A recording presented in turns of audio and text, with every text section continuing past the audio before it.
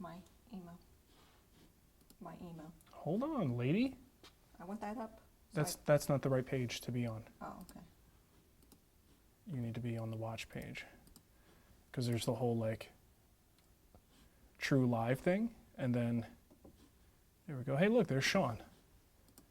Okay, and there's our chat. And there's you. All right, we're just getting things rolling. So if you're tuning in right now, give us a couple seconds. We're rusty. It's been a little while. 2 months, in fact. 2 weeks. Ooh, you said a bad swear word. Who? You. What did I say? On your Google thingy. Just do your thing. Throw it onto the desktop if you can. No. Gmail doesn't I've already work that way. downloaded it. Okay. On download. Where do I put it at? It's in downloads. It's right there.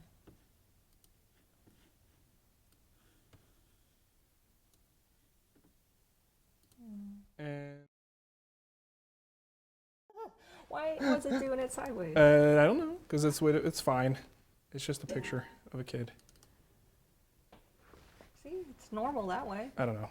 Who knows? It's stupid. It's a baby. Sideways or upright, they all look the same. All right, so test. Everything looked good. We can get rolling here. How's the camera angle? Really have to apologize for that because I realize it kind of looks stupid. But I've got a giant table in the way and kind of have to live with it. Let me make sure everything is where it needs to be. I can probably do better than that.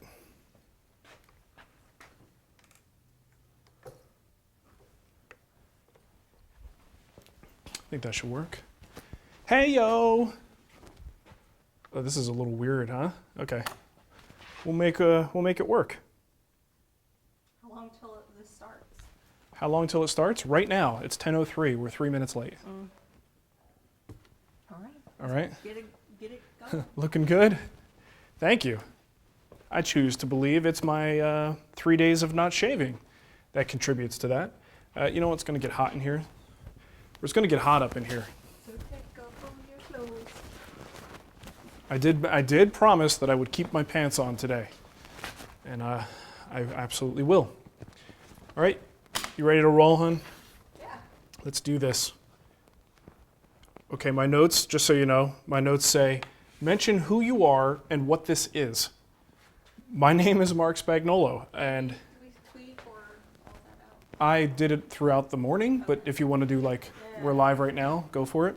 Yeah, I run a website called The Wood Whisperer. You might know that already, and if you do, that's awesome. Thank you for coming by and hanging out with us. This is our live show that we do once a month, and we haven't been able to do it in the last 2 months because Nicole popped out a baby unexpectedly a couple months early. So this is just how we do it, apparently. We have babies at 33 weeks, so she's doing great. You want to throw up a picture, hon? Yeah, it's not showing up anymore.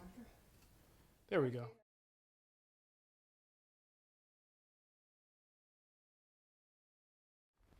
So yeah, the audio doesn't work on that picture because that was like a last minute thing. But anyway, that was a picture of Ava. She's a cute little bundle of joy, doing great, and she's home now, so life is a little hectic. Nicole's very tired. Not as tired. Not as tired as you were with Mateo. Yeah. So, but yeah, welcome. So this is TWW Live. We kind of change it up as we go, but the bottom line is we like to give you news, updates, things that are going on, community issues, Q&A, and also tool stuff, like showing you new tools and stuff is one of my favorite things to do. We always talk about that show that used to be on the DIY network, hosted by David Teal. Not Cool Tools. That was Grundy. That was Grundy. Okay. That was later, by David Teal, who now works with Popular Woodworking. And he used to just show these tools. It was just a very, simple show. Like, here's some new stuff. Take a look. It was pretty cool. And I like being able to do that because I kind of like tools. I like it. It's my thing. Yeah. So we're going to get started here. By the way, this is my wife, Nicole. Hi. She makes wonderful babies. Beautiful little babies and great cookies, too. It's that time of year again. Yay. You can chat with us if you want to. Now, Nicole, after she leaves the workbench here, she's going to be monitoring the chat rooms, both on YouTube and on our website at thewoodwhisperer.com/live. Yep. And if you ask a question and it's relevant to what we're talking about, she'll shoot it over to me and then I'll be able to answer it, which is kind of fun. And then at the end of the show, we'll have a Q&A. Also at the end, toward the end, we will have a couple of giveaways. I've got a David Marc's Woodworks Season 6 DVD. It's still in a wrapper. I haven't done anything to it. I may lick it. I do that once in a while. That's going to be available to a lucky winner, and a guild membership on the gaming table that we're building right now, which I'll show you later as well. Show you my progress so far. And we'll be picking from the questions that I retrieve from the YouTube chat and from the Wood Whisperer chat. There's exactly. 2 chats. So if you have a question that's been selected, you are in the running. So ask questions, and you might be rewarded. What else? Oh yeah, so again, the camera angle, sorry about that. I've got a table that's in the way, so it's a little bit weird, but bear with us. So let's get into the giveaway announcements real quick. Yep. You want to take it? Do we have to say who last month's was? Well, we had 2 months that we missed. Yeah, so there were a number of prizes. So prizes from Fuji Spray, I think Arbortech. Did we do a Powermatic? My brain is a little fuzzy. The last couple of months have been a little hazy. But if you've entered those and you're wondering, hey, I wonder who won, you can go to thewoodwhisperer.com/past-winners, and you'll see all the winners. And I even have a handy little spreadsheet so you can see all the giveaways we've done. We've given... You can see all the stuff you didn't win. Because if you won, you know about it. There's just a lot of cool... You can, it'll get you a doing the giveaways for you guys. It's just an opportunity to get some cool tools. Cool tools. Out into so speaking of cool into tools, your hands. This month. Yes, so this month's giveaway I'm super excited about. Powermatic gave us a new PM2244 drum sander. Which we will be showing a little bit later. Just released, I think, a couple weeks ago. Yeah, it's like hot off the press. Hot off the Taiwanese product line. And I also have a new TurboShaft from Arbortech. So, by the way, that was my nickname in college. TurboShaft? Yes. Shaft. Enjoy that. Oh, yeah. Think about that for a little while. All right, go ahead. So they just announced that product as well last month, available, or maybe it was September. And we're giving one of those away as well. That's really cool. If you go to thewoodwhisperer.com/giveaway, there's a neat video showing you all the different ways that you can use this new innovative TurboShaft. Turbomat. And then finally, our friends over at toolnut.com gave us a Festool Syslite to give away. Another very fancy flashlight. Cool. It's heavy duty, man. No, it is. It's well made. It's $175. It's a crazy flashlight. Yeah. So nice. All of those are being given away this month. We're not going to do giveaways in December since it's, You should be giving stuff away to your family and friends. But no, we might do something a little lower key because I've got a ton of DVDs. There's always like overflow stuff that I've ordered or I'm not using anymore in the shop. We usually do the holiday show party, right? As the giveaway. Give a bunch of stuff away. Yeah, we give a ton of stuff away. So yeah, it won't be the tool sponsored sort of giveaway, but it could be this massive thing. So December is going to be fun. And then I'll start up the tool sponsored giveaways in January. I already have 2016 lined up with all the tools. All right, so we're going to jump into some news, announcements, thank yous, things like that. Woodworkers Fighting Cancer has been our most successful year yet. Yes. We aimed for $15,000. We are crushing that goal. We are likely to hit $20,000. If I have anything to do with it. Yeah, we're on our way there. So here's the thing. There's still time to build the project, submit your photos, or submit your video. And remember, it's $5 per photo if you build one, and then also $10 per video if you happen to make videos online and you want to send us one of those. $10 we donate on your behalf. And you get added to our playlist. So if you're on YouTube right now and you're like, oh, I'd like to see all these videos that are coming in,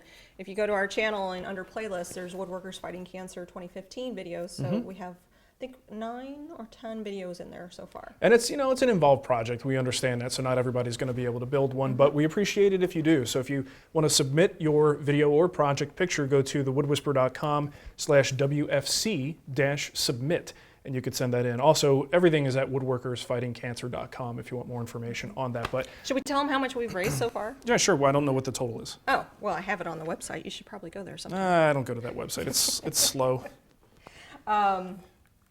I will also tell you, if you do donate or if you build, I had some Woodworkers Fighting Cancer stickers made up, and I will be sending those to you. I meant to bring some in. I'm a little. We had that build-a-thon, and a ton of people donated, and I got all of the addresses, and we're filling out those envelopes right now. A little, I had some stuff going on. Yep, It delayed you had me. a few things. A baby popping out at 33 weeks will delay you a couple days. But I am getting those out. So if you did donate and you're like, where's my sticker? It's coming, I promise. And in fact, your mom is almost done filling out all Your mom? Your mom. Okay, good. So those are going out soon. 17,189? And that was as of November the 3rd. So if you actually go to... That's fine. That's close donation. enough. In other words, we're getting there, and we're Over creeping up on 20. $17,000 raised! Yeah, that brings, what did I say the amount was? That's going to push us over about $80,000 since we started this thing in 2010-ish. So that's awesome, right? You can't get any better than that. We're really excited about it. Well, you could get better. It could just be more money, but that's what next year is for. All right, so I think we're good. I'm going to do the rest of the news if you want to go field some questions. Okay. And make sure the stream is still working. Hi. It's not good when no one's watching it because it could crap out and we're just talking to ourselves. It's kind of like just watching us in our living room. Is what we do. Hey, thanks, hon. Thank you. Well done. Good job. Your hair looks wonderful today. Oh, thank you. All right, so other news real quick. Black Friday sale. So Nicole says that she'll be monitoring some of the awesome Black Friday deals that come along. Like you guys have seen the Jet clamps, the Bessie clamps. Those are always wonderful, frantic feeding frenzies of sales, which we like to promote and let people know about. So if anything big pops up, we're going to try to make sure we let you know about it through our Facebook page and Twitter and also on our website. So keep an eye out for that. Quick thank you for everybody who sent me stickers. This wall back here, my shop cabinet here, is getting loaded with all of your wonderful stickers. Everybody is making cute logos and nice looking stickers and sending them to me. And we send stickers back in return. And this is all just on an exchange basis. Let's see, do we have the address? Yes. So if you want a sticker, a Wood Whisperer sticker, or you just want to send me one of yours, send a self-addressed stamped envelope to the Wood Whisperer, P.O. Box 8203, Surprise, Arizona 85374. Or you could just donate to the charity, and I'll send you a Wood Whisperer sticker too. Oh, okay. So if you donate to Woodworkers Fighting Cancer, 2 stickers. you get the Woodworkers Fighting Cancer sticker plus a Wood Whisperer sticker. And by the way, if you order stuff from us, from our store, it's just part of our policy. We always throw a sticker in there. That's just something we've always done. So at TWWstore.com, you can pick up a t-shirt or whatever. And Nicole also wants me to remind you guys that we have a forum. Did you know that? Did you know that forums still exist? Did you know that? And we have a woodworking forum at woodtalkonline.com. Bunch of great folks there, very knowledgeable and very friendly people. It's not your average forum because we don't take crap. We're one of the only forums with a no jerks policy, and I have to enforce that quite often. Actually, that's not true. Maybe a couple times a year I have to enforce that, and thankfully it's a very self-policing environment with a bunch of really nice people. So if you have some woodworking questions, beginner, advanced, whatever, woodtalkonline.com is where you want to go for that. I don't have a featured project like I usually do just because we're just trying to get back into gear here, get our heads back on straight. But if you want to submit a project to potentially be displayed on the Wood Whisperer website, which may show up in TWW Live, you could submit it at thewoodwhisperer.com/submit. So you got something great, you're looking for a little bit of free promotion, send us your pictures and we will put that up on the website. We have, what do we have, thousands, would you say now? Hundreds. Let's be conservative. Hundreds of projects. I don't know. I think it's Probably getting close to over 1,000, I'm sure, at this point. We've been doing it for a long time, so. All right. Is this a relevant question? 2 questions. Thoughts I'm on, just going to keep dumping them. okay, Nicole's gonna keep dumping. I'm gonna let that hang there. Still have this cough I'm getting over, so pardon me. Yeah, I'll try to answer these questions as they come as well. I think that's more fun than just waiting till the very end. Okay, Andrew Riskamp says, your thoughts on a thickness planer versus a drum sander? Those are two very different tools. They seem like they're doing something very similar. A piece of wood goes in and you got something removing stock from the top. So fundamentally, they kind of do the same thing, but they do it in such different ways. You got to think of the planer as the stock removal tool and the drum sander as the finish tool. So if you are using one in place of the other, that's not necessarily the way you want to do it. I would say get the planer first, because that's what you're going to use to size your stock down. The drum sander is only there to do a couple of passes, or it'll take you a long time to remove stock. So you can remove it, it's just going to take forever and use a lot of sandpaper. So think of it as a finishing tool, not a stock sizing tool, okay? And that's where the drum sander becomes kind of the thing you get much later in the process when you could afford to drop the extra money on it. The planer is more of a necessity purchase if you're milling your own stock. Matthew says, when you slice veneer but it turns out too thick, how can you get it to a consistent thickness without a drum sander? It's a great question, Matthew. You can use the planer. You would need to use a sled, and I actually did a video on this recently. If anyone is, feels so generous to do this, you could go to the Wood Whisperer site and look for a recent video I did called Planing Thin Strips, or something about thin strips. I can't remember the title. And I showed a method of using a planer sled to help size thin stock. You do have to be careful with it because that stock is fragile, but it can be done with the planer. There's also a thing you can do where you just leave the rough bandsaw edge on one side. The other side, the other face of your veneer is nice and clean, right? So we'd have like this. You can't really see it that well, but this side has a very rough washboard surface. This side was jointed, so it's nice and clean. You bring your pieces together, glue the clean face down to your substrate, leaving the somewhat uneven face at the top. Then once your panels are done, you can scrape. You could even use, it's home sawn veneer, so you've got some material there. You could use a smoothing plane on this if you wanted to, or just sand it down. And it won't be absolutely perfect and dead flat, but it's a way to get the job done, as long as you don't mind taking the time to sand that rough surface after the fact. So you do have two options if you don't have a drum sander. Okay, let's get to some of the tool stuff. Now, I promised with the promos for today that we'd be talking about tools, right? The gear up section of our live thing is always about tools, but I just have a lot that I need to show you today. So if you don't like tool talk and looking at expensive tools is something that bothers you, you may want to go watch what are those things that Mateo watches? Those egg videos that he... The unboxing. Yeah, the Kinder Egg videos.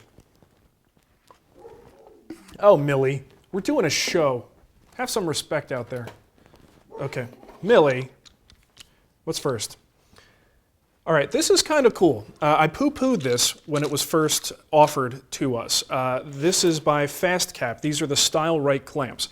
The reason I poo-pooed it is because I don't really do cabinet installs these days. Maybe 10 years ago, this might have been something that would have been a lot more handy to me until I got it in the shop. They were cool enough to send them to us anyway, and I realized that this solves a major problem that I've had with certain cabinet installations, and I've got an example right behind me. So anyway, just to give you an idea, this is called Stilerite clamps. These are made by FastCap, and let me show you with this cabinet, if I can get the camera on a nice angle for you.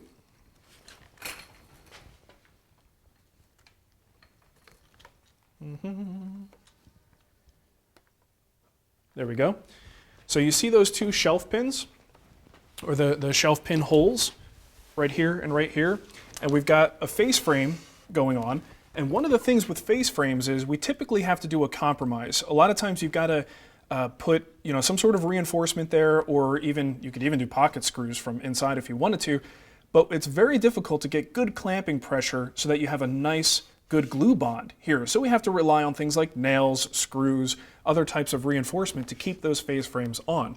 Well, this is where this clamp comes in. If you put that right in the shelf pin holes for standard, I don't know what it is in millimeters, it's standard sizing for shelf pin holes like that, if you use a jig to do them. And then you could just tighten this sucker right in place, and it's going to hold your face frame and lock it in place. So, there's other uses for this, like for instance, if you need to scribe a cabinet to the wall and you're scribing your face frame, this is going to be handy because it's like an extra set of hands to hold it in place. But utilizing the shelf pin holes that are already in the cabinet, it's genius. So if you've got a couple of these on hand, now you have an opportunity to apply good clamping pressure across a face frame, get a good glue bond, and you might not even need any other reinforcement. Now, you might need to pick up quite a few of these if you want to do a big job all at once, but getting this kind of clamping pressure on this surface, especially when there's a back of the cabinet already in place, it's nearly impossible any other way, unless you buy those edge clamps. I think Bessie has them where they grip the sides and put the pressure down this way, but those are super expensive. So I think this is actually a really good innovation if you do a lot of cabinet installs, you build a lot of face frame cabinets, or even something like this tool cabinet here. This is a really cool, very specific purpose clamp. Is this for face frames? Yes. Jeff in our chat room just said, what method do you recommend for joining face frames? Hey, well there you go. Now he may be talking about joining face frames, like the elements of the face frame, the stiles and the horizontal pieces, which is a little bit of a different question. I sent you the question, so he had it more. But the timing is good. So that's, again, Stilerite. I believe they run, the text is small here, $32 on the FastCap website. And I'm guessing that's $32 for a pair. That's what I have in this box, is a pair of clamps. So yeah, I mean, these specialized clamps aren't exactly the cheapest things in the world, but that's what specialization is for. It's somebody going out and making something that other companies aren't willing to make, so sometimes you got to spend a couple bucks more to get that. Let's see. When making your own, I gotta skip some of these veneer questions to get back. So joining face frames, both the Dowelmax and pocket hole jig. So Jeff Verity says, what method do you recommend for joining face frames? I have both the Dowelmax and the pocket hole jig. So I think what he's talking about is joining the various elements of the face frames together. If I'm doing them these days, I probably would use the Domino. But if you have the Dowelmax, that is a fantastic doweling machine. There's no reason why you can't use that for your face frames. It would be accurate. It's going to be nice and strong. I would go with the Dowelmax. If you want to use pocket screws, that's going to be quicker. And for face frames, there's no reason you can't use pocket screws, right? Either one of those is good, man. All right, so that's that. Now, I have another thing, and here's the deal, guys. I don't always show you stuff that you're going to want to buy, but I will show you stuff that'll make you drool. And then I'll try to make a lesson out of it. I don't know. This is a very, very nice turbine right here. You guys probably know by now, I'm a huge fan of Fuji spray. And first of all, let me tell you why I like turbines. I like turbines because they are a self-contained system like this. All right, so if you want to get into the spraying game, maybe you don't have a good compressor that can handle the amount of air output you need to effectively spray. A turbine is a self-contained unit with a gun, with the blower basically, and then you just have a hose to connect the two. Works great. So for small shop folks like us or people who are on the road, it's a great all-in-one solution. Fuji makes really the best ones out there that I've had the pleasure of using. And I've been using them for years. Back when I had my, I didn't have a refinishing company, but I did a lot of refinishing and on-site finishing, and used my Fuji Q3 constantly. Love that machine. So this is Fuji's new Q5. And Q5 means 5-stage. It's a 5-stage turbine. There's turbines on the market anywhere from, I don't know, is there a single stage turbine? Probably like the cheapest ones. And then there's 2, 3, 4-stage. 5-stage means that this will, how can I phrase this appropriately? It will blow the balls off a brass monkey. Does that make sense? Does that make sense? It probably doesn't.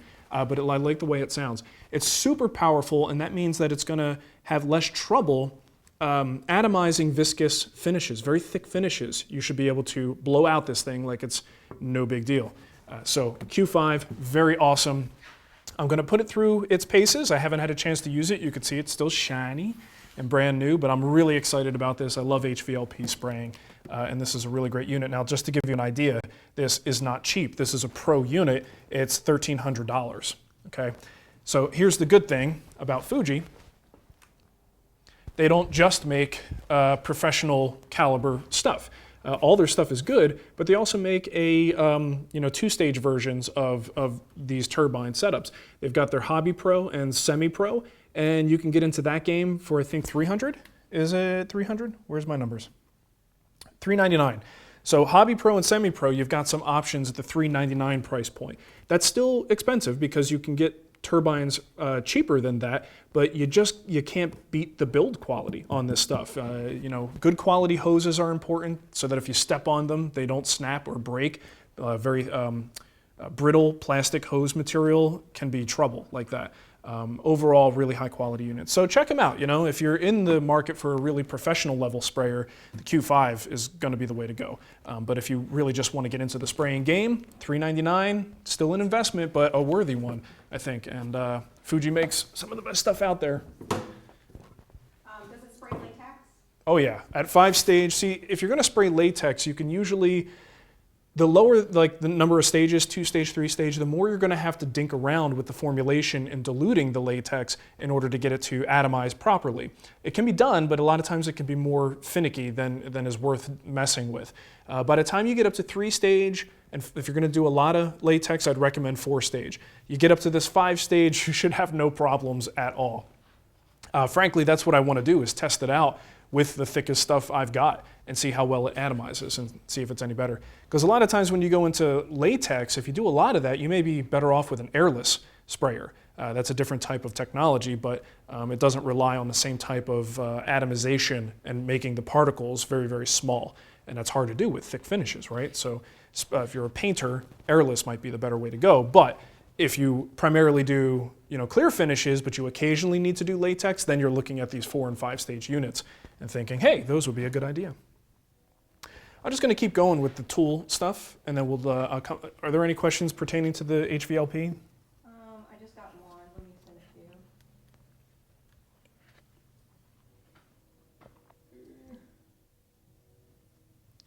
you. Robo CNC. If you were not sponsored, which Festool Domino would you buy? Yeah, we haven't been sponsored, and actually, we've got an article. That's another thing I can't. If someone can put a link up to, I've got an article that says the Festool Domino 500 versus 700. Just Google that, and you'll probably find the article, and that'll give you my opinion as well as a bunch of other people's opinions in the comments that will help you make a decision on that. Let's see, Robo CNC, freeze and, well, that's one long name. Is the turbine better than HVLP on a compressor? You can buy a compressor and a decent HVLP gun for $1,300. I wouldn't say it's better, it's just different, right? It's a self-contained unit, and that's all I have to worry about is carrying that around. So it depends on your current setup and your priorities. Having a compressor run HVLP means you need to get a conversion gun. So again, technology is different, but once it's all set up, it kind of operates the same way. Some of the best spraying equipment you have available on the market today will run on classic compressor systems. But if you need portability and you don't necessarily need a big compressor, that's where the turbines come in as a viable option. So it kind of just depends on what you're doing. All right, another thing I wanted to show you is a portable base. Now, you guys with small shops, even in big shops, you need to put your tools on mobile bases to be able to get these things around or make way for the car to get back in the garage, right? Mobile bases, there's a lot of them out there. A lot of times what they lack is the strength you need for extremely heavy tools. And unless the company makes one specifically for the tool, I get a little bit nervous about buying those universal setups and hoping it has the capacity to work for the tool I want to put it under. So Portamate just came out with what they call their industrial strength model. It sounds like it should be like Tylenol, industrial strength. $149 is the price. It's got a 1,500 pound capacity. Now, the funny thing, a little bit silly in a way, is I've got my router table is on this thing, and of course this has no problem with my router table. It laughs at my router table's weight, but this is what I happen to need a mobile base on. So what makes this different is you've got this channel here, as opposed to, most of the time it's like an angle iron material on these mobile bases. This one actually has this metal tube on all 4 sides, and it makes it incredibly strong. So you've got your little releases here, pop them up like that, and now it's going to roll around. No problem, one-handed movement. Bless you, Nicole. All right, no big deal. It can handle movement really, really well. And once you have the position you want, bring your little flappies down. Those are officially called flappies, by the way. There's a flappy, there's another flappy, and now it's stable and not going anywhere. All right, so I've used it for a couple of weeks now on the router table, and like I said, it's a little bit overkill for a router table. This is really designed for heavy equipment, your planers, your jointers, drum sanders, bandsaws, whatever you want to put on here. But if you really need good weight capacity up to 1,500 pounds, it's $150. It's a good investment for something like that, okay? I like it a lot. That's Portamate that makes that. Industrial strength mobile base.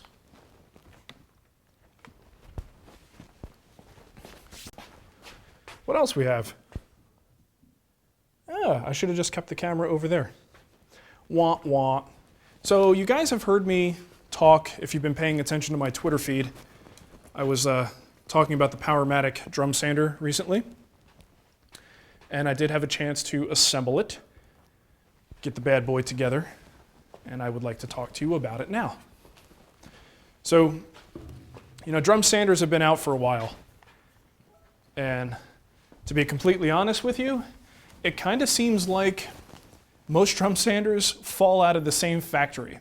I don't know if you guys have noticed that, but so many of them are very similar in design, and a lot of the problems that I have with them are consistent throughout. And it's difficult to find a company that really innovates and does something unique and different that makes the sander better. And that's what I like about this unit. It actually does improve some of those things that drive me nuts. So, good example. I used to have a drum sander, what was it? I think it's the Jet Pro unit with the sprawling leg design, and it is a bear to calibrate. And to me, no matter how well a tool performs, if it takes me more than a couple hours to calibrate it, I start to find ways to get it out of my shop. You know, because if I'm down for a day, and sometimes a day or more, calibrating a tool, that's stupid, right? So I decided to get rid of that drum sander, and I picked up the Super Max, which is sitting back here. That's a really nice drum sander, but again, it's that same design that's been on the market for a while, but it did have, over my previous jet, it did have an improved adjustment system to control the parallelism of the conveyor with the drum. And I like that, so that's what I went with. Well, Powermatic just came out with their newest offering, and this thing is the bee's knees. A couple notable features. First of all, let's turn this guy on. So we've got an LED lit display here, which, you know, I mentioned, and I called it gilding the lily a little bit because it's a beautiful tool. It would be fine without this, but there are some cool things here. You can get your feed rate displayed right here in feet per minute, or you could move over to metric if you needed to. And you've got a feed rate control dial here, and it just kind of adjusts as you go.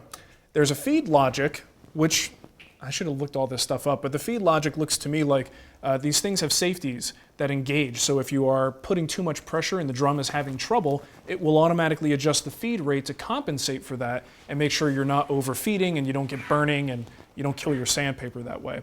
So you can kind of see the meter goes up if it's under more pressure until the feed logic turns on, and now you know it's slowing things down. So you may want to bring the drum up a little bit to ease the pressure. And it also has a depth display. Now, this is not absolute depth. You've got a little classic analog dial here, a strip that tells you your absolute height adjustment, right? And that's on every sander. This, why did I turn it off? This is kind of cool because this is sort of a relative depth adjustment. So if you put your drum down on your workpiece and hit the 0 out button, that's your 0 point. Now if you raise or lower the drum for that point, you have a display telling you exactly what height you've gone or how much deeper you're going. Let me give you a little closer look on that display. Right, so let's say I set it at 0. I'm on top of my workpiece now, and I want to cut in a little bit deeper. So it goes to negative because I'm now in the thousandths. And I'm turning the top wheel at this point. And that's telling me exactly how deep I'm cutting into the wood. Right? So if I wanted to go, I don't know, let's say we're going to cut in a 1/4 inch, right? 0.25. Look at how easily I could dial that in. That's crazy. So not that you would want to sand a 1/4 inch at a time. That's a little aggressive, but it's a cool feature. And that's just built into the board, which is pretty sweet. Another thing I want to show you, and this came up in the Periscope, was the fact that the beds are offset. Check this out.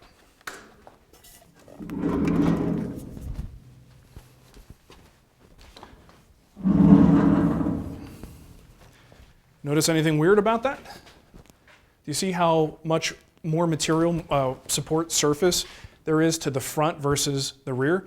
Well, asking that question, I got feedback from the engineers over at Powermatic, and they said what this does is it actually helps decrease slippage. So anyone who's used a drum sander for a while, you know on some work pieces, I find on longer work pieces it tends to happen the most. The workpiece kind of just stays still and the drum just keeps going until the grippy stuff catches and helps push it through the rest of the way. Well, because of the way this thing works, most of that pushing happens here on the infeed side. So if we have more grip surface pushing the thing through, the grip surface on the exiting end, the outboard side, is almost irrelevant, right?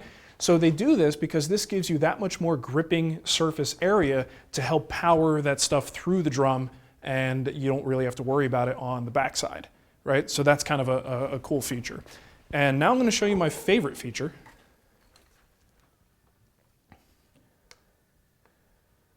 You see that little dial there?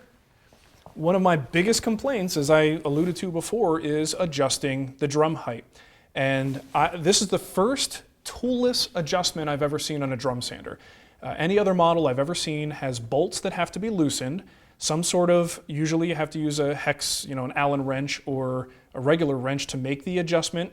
And then usually it's a very shoddy adjustment. It's difficult to be accurate with it, but you dink around with it a little bit, then you tighten the bolts back up, then you test. Then you adjust again, loosen, adjust, tighten, and then test. And it becomes an all-day affair. This is actually a dial, right? And there's no lock. You just turn the dial, and I'm not turning it because I've already calibrated it, so I'm not going to touch it. But it's very sensitive, not sensitive. What's the right word for that? You have to turn it quite a bit to get the motion to go. I know there's a great term for that, and now I sound like an idiot. But if you just bump it a little bit, it's not going to knock the whole thing out of calibration. Just kind of move it right back to where it was. So you've got some room for error here. But ultimately, it's very tight. It's not something that even if you bump into, it's not going to move. You really have to be deliberate about turning it, which is great. And that just lowers and raises the outboard side of the sander and makes it very quick to adjust. That feature alone is worth the asking price. No one else has this, and I've never seen it before. And this is probably the best answer I have seen yet in a drum sander design to how do you get these things to be easy to calibrate. I love it. Very, very nice. And I guess Dave Pachuto wants to know about how easy is it to switch out the sandpaper. Oh, okay. Well, I was actually just about to show that. Okay. David Pachuto. You guys know him. Hey, did you guys, I didn't get a copy because I'm lazy and I haven't ordered one, but have you guys seen David's new book? His Bandsaw Boxes book? You guys should check it out. David, if you want, self-promote, man. Throw your link up in the chat. Don't work. What do you mean? Links have never worked in chat. Even our chat? Even our chat. Then why do we? Our chat on our website, but Yeah. not in YouTube. Well, that's YouTube's problem. But that's where he's at. Oh, David, come on, man. Stop using YouTube. Go to our website. Well, anyway, I'll just say it. Go to Amazon or David's site. I don't know if he still has a limited number that he's signing and selling from his website, but either way, David's new bandsaw book, look it up. It's on Amazon. All right, so the drum is pretty standard, right? It's, you've seen a drum sander, you've seen this before, but I haven't taken it off and put it back on, but I have inspected the clip. And one of the big advantages that I'm seeing here, the trick is getting the sandpaper in and being able to squeeze this. Precise? The word you're looking for. Precise. Yes, but that doesn't, yes, it's more precise, but that doesn't explain, never mind. That's just a rabbit hole. So I like the fact that I can very easily grip it. This usually with the other designs, in fact, let me see if I could show you on the other one. Okay, what they've done is they've moved the point that you have to push to the other side. On most drum sanders, the clip, the spring-loaded clip is on the other end. So it actually is a little bit awkward to push it toward you because you're trying to wrap the drum a certain way. So you have to push the clip toward you and squeeze it while you drop it in. And the one on this side works exactly the same way. All right, what they've done on this drum is they move the clip to the front side, which is so much easier. And this is something I've never even given much thought to until I saw this design. Having the clip on the front just makes it so much easier. And if you don't know what I'm talking about, take my word for it. It does. I don't know why. It's just the motion of the drum and how you're trying to wrap it around.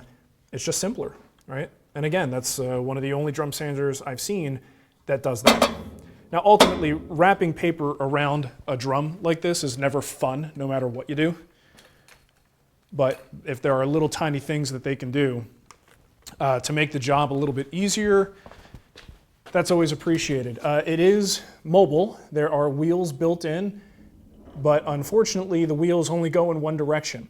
And this is something that happens, my other drum sander is like that as well. All the wheels are this way. So if you want to turn it, you kind of have to, let's not tip over the drum sander, Mark. You have to just kind of push it in one direction or the other, and the wheels just scrape on the floor. And if you have concrete floors, it's no problem at all. But you guys saw me move it before. It's actually not that difficult to move around. Push it this way or roll it that way. Fit and finish on this thing, everything is just heavy duty. This is Powermatic quality overall. It's a really well-built machine, super powerful, super easy to adjust with this dial like this. So it's a winner. It's an absolute winner. And what's the price on that, hun? $24.99? It retails for $3, but I think I found it. You can find it for $25. Yeah, it's on Amazon for $25. All right. That's the Powermatic drum sander. Doo-doo-doo-doo-doo. All right, and the last tool-related thing I'll cover very quickly here. This is an ongoing thing that I'm working on. You guys heard that I'm replacing a lot of my Festool gear with more accessible brands. And on the gaming table project that we're working on right now, I wanted to, because I've got a bunch of different router sets, I've got 2 miter saws, I'm working with them exclusively for a project and just trying to get to know it and dealing with the little nuances of the tool so I can understand it better. This particular round was focused on Bosch. My throat's dry, I'm parched. Pardon me. So I used a Bosch router. This is one of the combo kits that comes with the plunge base as well as the fixed base. I don't use the fixed base for anything, but I wanted to buy the unit that most people would be buying themselves. So I've got the plunge base and I picked up the edge guide. And just to give you a very little quick review, I like it. I really enjoyed using the Bosch. It worked well. I'll show you the gaming table later. Anything that required a router on that project, I used this. Dust collection on it is not as good as the OF1400, the Festool that I use, because they have that sort of built-in shroud that goes right around here. But if you're using the base, you can attach a little shroud that actually does a pretty effective job of collecting the dust underneath the base, which is, in fact, when your bit is extending past the base, that's kind of the best place to collect it. Anyway, Festool has dust collection down to a science. And the other companies seem to just be catching up and doing their best at this point. So overall, fairly happy with it, but dust collection could always be better. The tool works as advertised. The motion on the plunge is pretty good. It's a little, I'm comparing everything to Festool at this point. So it's a little rough compared to, the smoothness, the sort of one-handed operation you can do on a Festool, but good enough, guys. It works great. The what do you call it? The turret stop system here, that works just fine. I had no problem with that. And I've got a micro adjustment here for depth of cut. The edge guide does leave something to be desired. It's not, they have a spring system here. They've got a micro adjustment here, but I find that it's a little wonky. It's not smooth, let's put it that way. It's a little bit difficult to make slight adjustments and have the springs do what they're supposed to do and everything to engage properly. It works. The good thing is once it's locked in, it's perfect. But getting that perfect setting might take you just a little bit longer. But absolutely serviceable tool. So far, I am happy with this one, and this is a contender for a permanent spot in the shop. Back here is the Festool, or Old Habits Die Hard. is the Bosch miter saw. Not going to spend too much time on this, but I did enjoy using it. I do miss the quick clamps that came on the Capex, but these clamps do get the job done. Dust collection is probably, compared to the Capex, I would say maybe 25% of what the Capex can do. There's a lot more dust spewing, but I've seen some aftermarket modifications that people make to the dust shroud down here, including taking, buying a $7 part from Festool and putting their dust shroud on here. It's just wider and bigger, and that actually dramatically improves the dust collection from what I've read. So I'm not doing any mods on this just yet. I'm just evaluating it for what it is. Table's flat, 90 degrees. Adjustments are pretty good on it. It was fairly well tuned right out of the box. Needed to make a few adjustments, but so far so good. I like it. Definitely a good quality saw. And again, another contender. I've got the Makita that I'll be testing on my next project. And we'll see how that one stacks up. So the tool replacement adventure continues, and I'm having a lot of fun with it, to be honest. Let me get back where I need to be. How are we doing on time? Pretty good? Good. All right, and the final thing I want to show you before we get to our Q&A is the gaming table.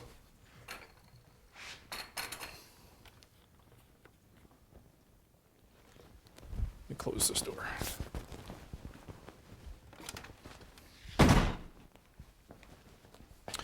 So the gaming table is a project we're doing in the Guild. If you're not interested in the Guild, that's fine.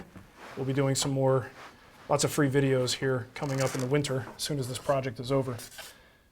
There we go. So the gaming table idea behind it is to be able to remove these inserts and have a recessed play surface for rolling dice, cards, whatever you want to do. But you could, of course, also play on this top surface as well. So you've got this nice frame with proud joints on the end. These are just really nice, proud bridle joints. I'll give you a little close-up of those. Has sort of a, greeny green influence, certainly with the proud joinery, but I like it a lot. I like it a lot. And what you see down here is not necessarily decorative. It was designed so that it looks fairly decorative, but the aprons are actually an accessory slot. So we'll be able to use a plate that has a couple of T-bolts on there. You could drop the T-bolts in, move this around wherever you want, tighten it up, and we can make cup holders, dice holders, tablet holders, book holders, whatever you can come up with that can engage with this system. And basically you've got the T-track on the top and then a support strip on the bottom to help support the weight. And this is how we're just going to add, your imagination is the only limitation here. You kind of add whatever you want using those support strips, which is pretty cool. So you can see I'm pretty far along. I'm at the point now where I'm working on the top, and these are my plywood cores. And over here, I'm working on my veneers. So the veneer sheets are just cherry, and I'll be able to glue those down to this substrate.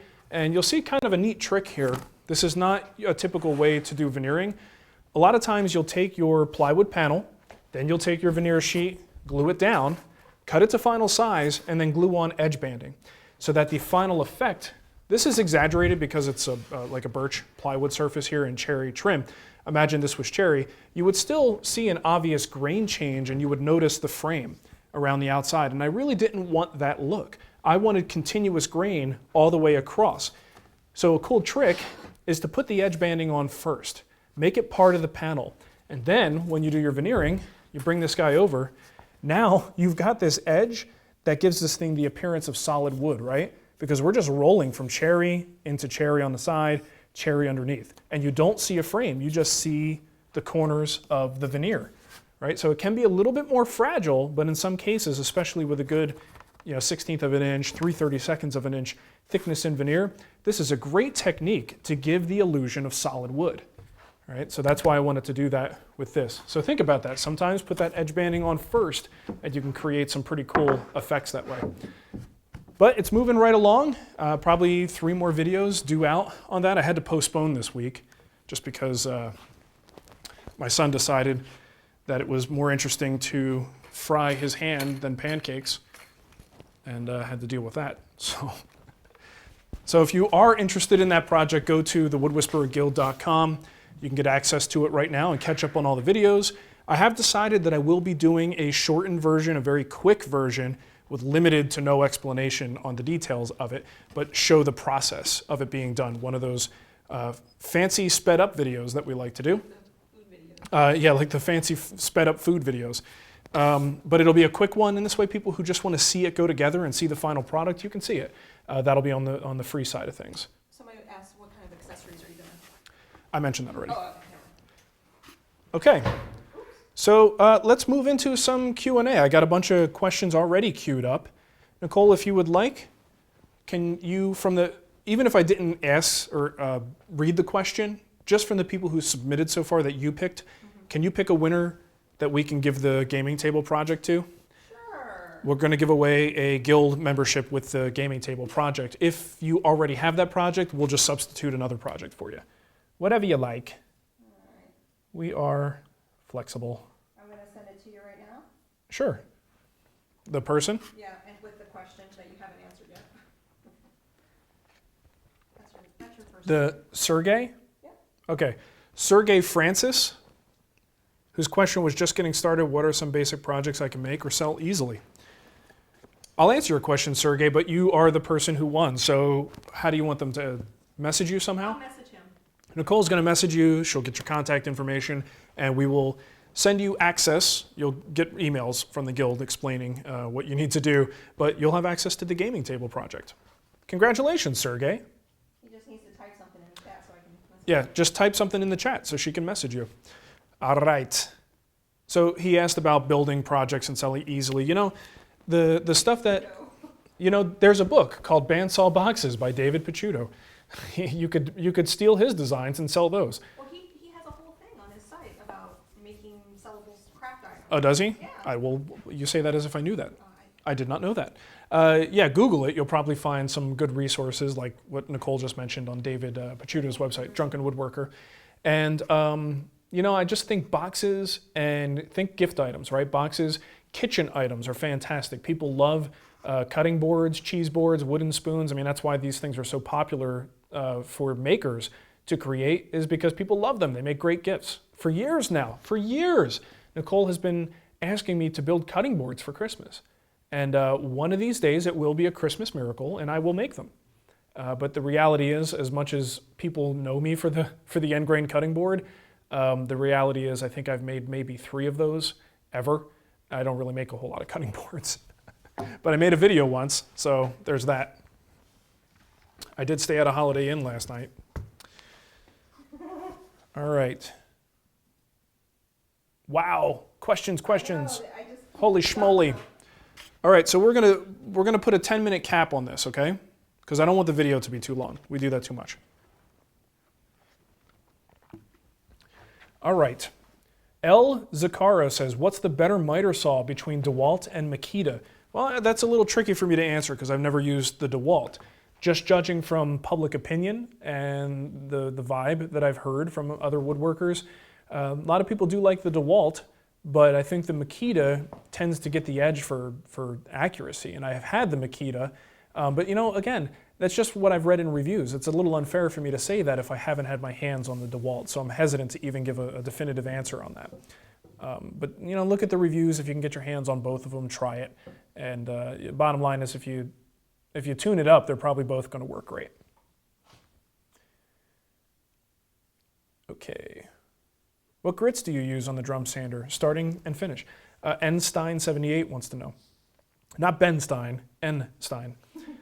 I usually use anywhere from 80 to 120. Now, I typically have like 220 and 180, but I don't often use those. There are certain projects where it's going to save me a bunch of time to go and put the other grits on there and run my stuff through. A lot of flat work is good for that. But most of the time, I'll keep like 120 on the drum. And from there, I could just take it to the workbench and do a quick scraping. I'll use my cabinet scraper, and then I'll do a light 220 or 180 grit sanding, right? So it's laziness winning out type of thing, you know? So I keep about 120 grit on the drum at all times, and I actually very rarely change that. There are certain special projects where I will throw the higher grit on there just to save me time, but most times I just keep it at 120.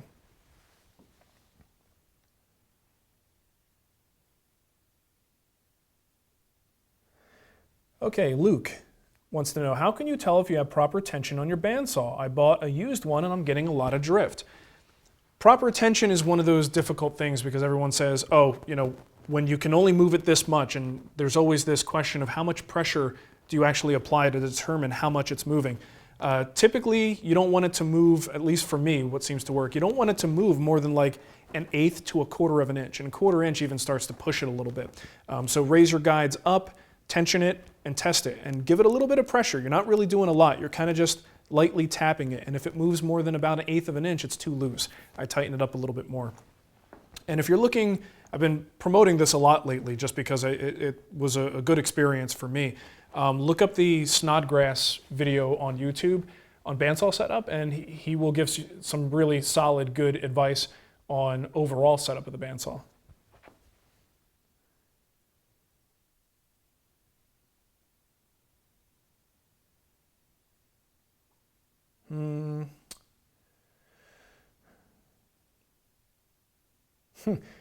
Aaron says, how do you sharpen your chisels well with an oil stone? I can't answer that, Aaron, because I don't have oil stones. Everything I have is water. And the reason is because I have a pet peeve, just a personal thing, about oil on my hands.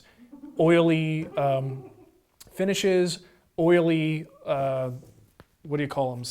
Lotion, like hand lotion. If it leaves an oily trace on my hands, drives me flipping nuts.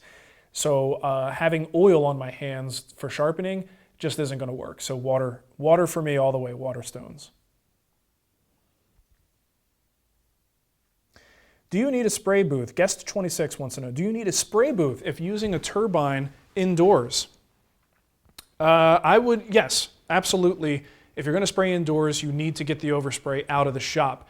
You run into issues, especially when you're doing flammable sprays. I probably would never, in most home or semi-pro type shops like mine, I would not spray any volatile stuff inside at all.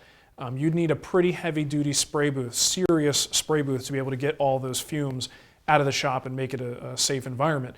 Now, you can usually get away with the water-based stuff, and you don't have to have a perfect spray booth. You just have to have good airflow to pull it out and replace the crappy air with good fresh air. So it can be done, but I would not do it without water-based. And generally speaking, that's why I just spray outside.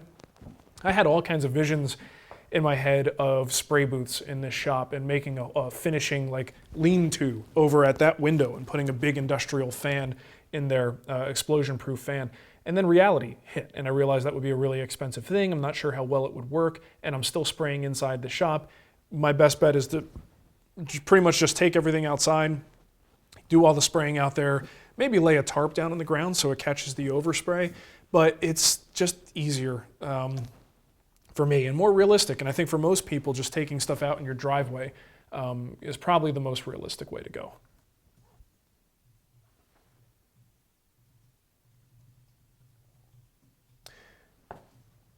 When building a workbench out of something like Douglas fir, I know it's generally good to use a hardwood as your vice chops. Would it be crazy to laminate one strip of the hardwood on the edge of the top to help with durability, or should I just leave the whole top fir?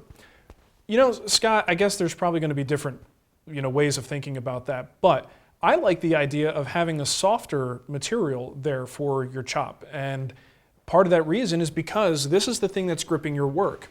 So if it's a really hard material, there's a better chance you're going to dent the material. So that's why I line mine with suede on the inside of my clamp faces. It not only grips it, but it also makes it a softer grip. So I don't see any reason why you necessarily need to line it with something harder.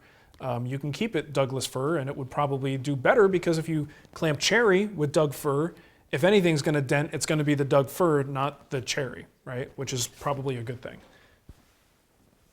That's just my opinion. Who's here? Do you want to come say hi? Sure. Hi. Not you, Ma. We have a little visitor. It's a little bundle of joy. That is Miss Ava Elizabeth, who is sleeping. She's very uninterested in our TWW Live. Here, let's get a little close-up of her grumpy face. Look at that grumpy face. Chin's up, Ava. Don't be sad. Did you like that? Hey, you see that Spagnuolo chin right there? Lucky girl. Lucky girl. She got daddy's butt chin. There she is. That's Ava. Little baby Ava. She's probably almost 8 pounds now. I think she's over. And being born at 4 pounds, 7 ounces, she's about doubled her weight since she was born on September 14th. So we're very happy with her progress. She's healthy. Oh, she's smiling. Look, there's a little fart smile. She's farting for you guys. Cool. Well, good to see you, Ava. She's going to go over and help me answer questions. Oh, or nice. Retrieve questions. If you have questions for Ava, send them to Nicole. We'll see if she can help answer them. Everything okay? Mm-hmm. Awesome. Thank you. Thanks, Ma. Yep. Hold on. Say hi, Ma. Hi. If you guys order a shirt or anything from the store, she's the lady who's packing them up. And she likes, Shirts are in. warning, she's very friendly. And she may talk to you, ask you how your family's doing, how the wife and kids are. And there's a problem with that. It's just, it's a little too touchy-feely for me. She's the friendly side of the Wood Whisperer. Okay, so what kind of glue? Do you ever use veneer or other glued-on material? If so, what kind? Wilmar 112 is asking. Well, we talked about the gaming table, right? That's got veneer on it. So the adhesive that I use, I've got it right over here. I can show you. I used to use, basically what I learned with veneering was using like Urac 185 and Unibond 800, the stuff that's really nasty. It works great, but the urea resin glues are kind of, they contain formaldehyde. They're not the friendliest glues in the world to use, but you get a long open time and a really good rigid glue bond. But if you're going to do this stuff a lot, you really do have to think about your health and long term. So fortunately, there's a lot of veneering glues that have come out in the past decade that work pretty darn well. And they have the formulation set so it's very much familiar. It's a lot like the standard Type Bond 1, 2, and 3 PVA glues that we're so familiar with. So one that I'm using is by the same company that makes the Unibond 800. It's called Unibond 1 part veneer and laminating adhesive. So it's much more environmentally friendly, it's much more friendly to me, and this is what I'll be using to veneer my tabletop. So it's my first experience with this, I'm giving it a shot, but I think the tech has finally gotten to the point that I'm comfortable using those glues on something that really, really matters. Because I always default to the scary stuff when I'm not sure. But in this case, I'm ready to take a gamble. Worst case scenario, I guess I make new top boards if it happens to blow up on me. What mobile base for a drill press? Chris Thomas wants to know. You're right to be concerned, Chris, because a drill press is so top heavy. I don't think that there's any mobile base that makes it not wobbly, right? Anything, especially if it hugs the base, you sort of got an issue there, so you have to be careful with it. I don't really have a great recommendation that would make the drill press less wobbly. I don't even think using a different mobile base would help. I would imagine if there's some way, I guess if I were trying to make this more stable, I would try to put a platform on the underside to give the whole thing a wider base. So if you can get a kind of reinforced plywood platform that's bolted to the bottom and gives it a wider footprint, and then have that set within a mobile base, that might give you a little bit more stability. If anybody's done anything with that, put up a link or talk to, who was that, Chris? And see if you can give them some advice on that, because that's the only way that I can imagine getting that done. Nicole, you may want to also pick a winner for the DVD in case you have to go. Okay. All right. We'll keep going here. Got a couple more minutes. What'd I say? Let's go 5 more minutes on this, okay? Answer all the questions I gave you. That's what I'm doing. There's just a lot of them there. Hey, Mark, I'm in the market for a good entry-level drum sander on a budget. What do you suggest for the best bang for the buck? Thanks for taking my question. All right, Daniel. I haven't really had a lot of experience with the entry-level drum sanders, but I'm pretty sure Grizzly has a model that you might want to look at. Jet will have a model to look at, and Supermax probably has some models to look at. Now, all three of those will probably do a decent job for your entry-level sanding operations. But look at the reviews, see what people are saying about it. But I haven't used them myself, so again, if I haven't touched it, it's hard for me to give a definitive recommendation. But that's at least a starting point for you. Chris Thomas again, do you find the plunge-based mechanism sticky on the Bosch? Mine has big issues with that. Otherwise, it's a great router kit. Yes, and I think I mentioned that when I was talking about it before. You may have asked that question before. It is a little bit sticky, and that's what I'm coming from with the OF 1400.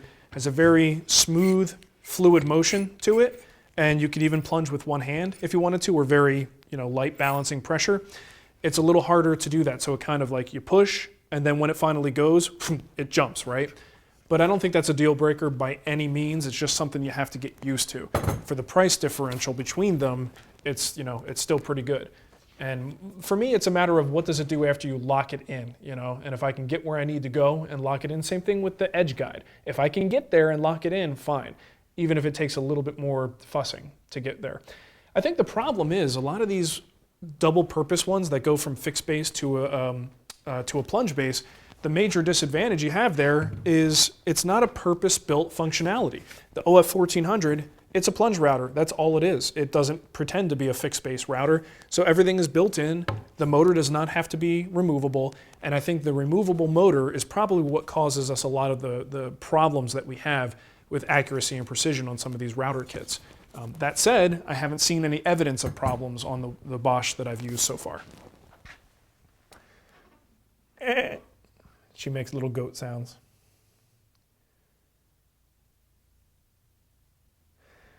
Okay, Brendan Terry wants to know, can I touch on the guide bushings for that router? Heard it's a pain in the butt.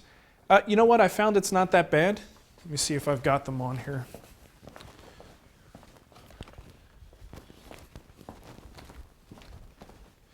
The guide bushings on there, I've got this quick adapter. I don't know if you can see it, but it's in the base. It's a little quick adapter, and then you could use Bosch's guide bushings. Now, their guide bushing set looks like this, all right? And these are ones that fit.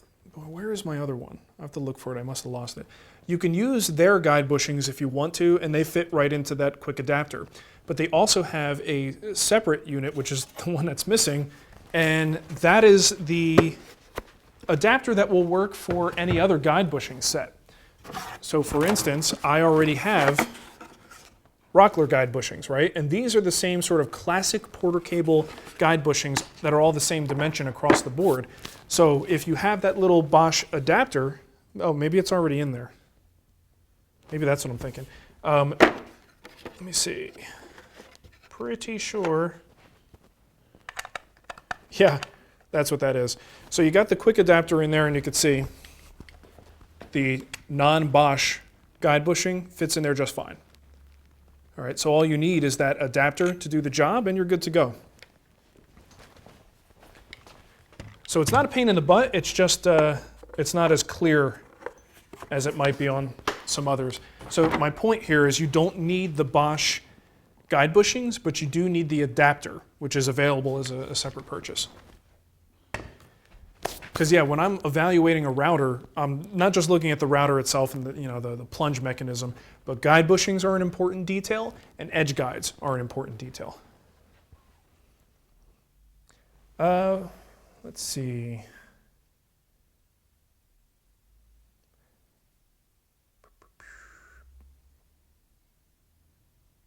A lot of these I've already answered just in the process of doing. Augusto Campos wants to know, what Star Wars character will use a wood lightsaber? The only one that would be stupid enough to use a wood lightsaber would be Jar Jar Binks, right? Everybody's favorite punching bag in the Star Wars universe.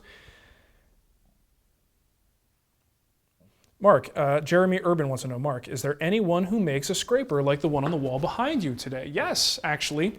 Maybe not the exact model. This is the Stanley number 80. It's a classic design, but it's out of production. So sometimes you could pick these up used, maybe on eBay. The closest thing I found is the Veritas scraper. Lee Valley has one that is basically that design, but has some improvements and a wider base to it. That's probably the closest you're going to get. But yeah, go to Lee Valley and you should find that. Matt here wants to know, does venting your dust collector to the outside suck all the AC out with it, or are you not running it for long enough periods of time for it to matter? Matt, I'm guessing you're probably looking at some older videos, because in the old shop, I did vent outside. In this shop, I have a double stack filter, and I don't vent outside, although I would like to. It does, obviously, if it's sucking air and pushing it outside, it will take away some of that air-conditioned air. In my old shop, I got to tell you, I didn't really notice that big of a difference with the air conditioning on. I mean, it has to make some difference, but nothing that I could really detect. I didn't even hear the air conditioner running much more. In here, this is a little bit more of an airtight environment than my old shop was. It might be more noticeable in here, quite frankly. And I don't know because I haven't done it yet, and I don't know if I will do it. But I do think the sort of the comfort level that I have of knowing that all of my fine dust is being blown out of the shop, like I still get nervous about a filter stack.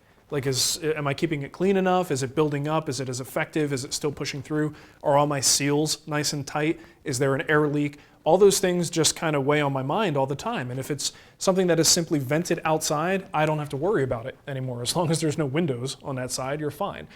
So for the peace of mind it brings, I'll pay a little bit more in my electric bill to keep the shop cool enough and replace that air that's being pulled out of the shop. That's just, for me personally, it's worth it. Apparently, you answered wrong with the Star Wars. There's a right answer. It's Chewbacca in the animated series. Oh, really? Which animated series? I don't know.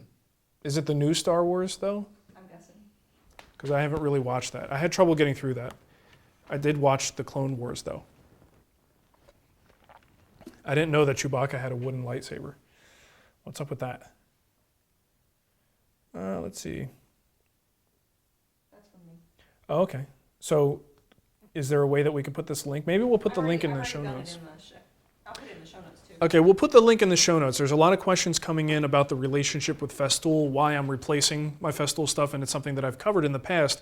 The most detailed explanation was one that I put up in a forum thread over at Wood Talk Online. So we'll put the link to that forum thread, and I'm going to ruin the ending for you. It's not that interesting.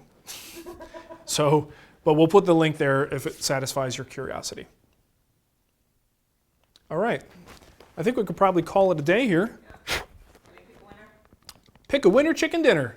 So we're picking a winner right now for Woodworks Season 6. One of the best seasons, one of my favorite seasons of Woodworks. And by the way, just a plug for David, if you go to David's website, djmarcs.com, you can pick up all of his seasons of Woodworks as well as some of his other DVDs. He also has a blog there, and you can catch up with what he's up to. David Marcs, one of the most inspiring craftspeople alive today, in my opinion. We got a winner? There you go. Gimme, gimme, gimme. Who is it? Hey, he just asked the question, Reese. I just answered his question. Matt here. Congratulations, Matt. You got yourself this DVD. We will be sending that off to you. Nicole is going to contact you to get your address and all your information. Let's see. Are there better third-party edge guides? This is Enstein78 again. Are there better third-party edge guides that you can use with the router? There might be. There's a very expensive edge guide. I can't remember the name, but you can use an adapter to connect to it, and you could use that. But I don't want to spend like $150 on a edge guide just to get a certain router in my shop. I'm trying to find routers that make their own edge guides. So yeah, there are aftermarket ones that you could use. Porter Cable has a decent edge guide that I believe can be used on some other routers, but you got to watch like the hole spacing for the bars, and that's usually one of the difficult things. Did you see Joe V's question? He's very upset you didn't answer it. Oh crap, Joe V. I'm sorry. Where is it? It's a very opinionated question. I don't see it. It's in there. I see Jeff V. It says, outrageous. Joe V. I don't see any question from Joe V. Can you resend?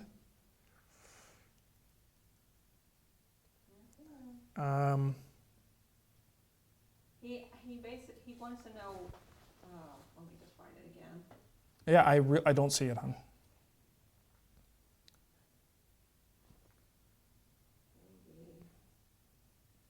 Find his outrageous. He's saying Powermatic is outrageous. Well, okay. I don't work for Powermatic, so if you're looking for me to mount a defense in Powermatic's favor on pricing schemes, that's not my job. If any tool brand, Festool, Powermatic, anything I use is outrageous to anybody, that's how the marketplace works. So don't buy it. I don't know what what I could say to help justify that. For a lot of people, certain brands of tools that are a little bit higher priced are worth it. For other people, it's not. So it is what it is. Did I answer the question? Yeah, he was wanting to know about the, just ask again. And just, if you look, for instance, at the drum sander, it's actually not that outrageously priced. I think it's a little bit, if you compare it to a comparable Supermax, it's, I think, like 100, 200 more than the price of the Supermax. So if you're getting a little bit more quality for that and a couple bonus features that you find useful, that might be worth it, for someone to spend a couple hundred more. But yeah, don't ask me to ever justify a company's pricing. That's not my job. That's not my job, man. All right, so we've got our winners picked. I think we're going to close it out. Of course, you I can. just want to know, are they worth the price? I think they're worth the price. I had Powermatic stuff in my shop before I did the Wood Whisperer. It was something that I valued back then as a business and continue to value today. And I'm just fortunate that we can continue to work with them in the capacity that we do. It just makes my life a whole lot easier. You can catch us on Facebook, facebook.com/The Wood Whisperer. Of course, our YouTube channel, just look us up there, The Wood Whisperer, at Wood Whisperer on Twitter. And I've been doing periscopes, not every day, but every couple of days usually. And that's just quick live videos right from my phone in the shop. And those can be a lot of fun and very sort of no rules, unplugged. I occasionally curse, which is always exciting. It gives me a chill whenever I say the S word. So yeah, check me out on Periscope. And what else, hon? Anything else we want to say before we go? We'll be doing a show in December, and I think our December show will be our holiday show. Yes. So it'll be a little early in the month, but why the heck not? And we'll have a bunch of giveaways and fun stuff, and it'll be a great way just to come and hang out, drink some eggnog with us, have a little early holiday party kind of action. Download the app. Download the app, the Wood Whisperer app on Android Yep. and iOS. And what else? Join the guild, thewoodwhispererguild.com. Yeah. Buy Hybrid Woodworking, my book, at TWWstore.com. It's about all I can. All my pitches are done. All right. Periscope. I did. I said Periscope. Okay, you told me. Yeah. Have a wonderful weekend, everybody. Nicole, you want to come and say goodbye real quick? Ava's sleeping away over there. She is. She's so sweet. Okay. So yeah, thank you. Here's Nicole again. Thanks for hanging out. Good job, hon. I didn't do anything. So yeah, we'll catch you probably a month from now, first Friday. We'll look at the calendar, but usually it'll be the first Friday of December, and we'll have some party action going on. Eggnog. Some eggnog. The eggnog will flow, my friends. No alcohol. I don't like alcohol in my eggnog. I'll be completely sober and full of sugar and milk. Look at all the questions I sent you. 'Cause Okay, have a great time, folks. Bye. I guess I should turn it off, huh? Yeah, I guess we should go. I need some water. Water! All right, let me go kill the stream. Here, let's close out with a shot of Ava. Heavy camera. Look at her. What is she doing? There you go. Bye, Ava. Bye, Ava. She's pooping. Ooh, that's the same face I make, coincidentally. I put my hands up to my face, close my eyes, and go. Okay, I can get in there to shut everything down. Stop right here? Yeah, but we gotta stop the YouTube thing too.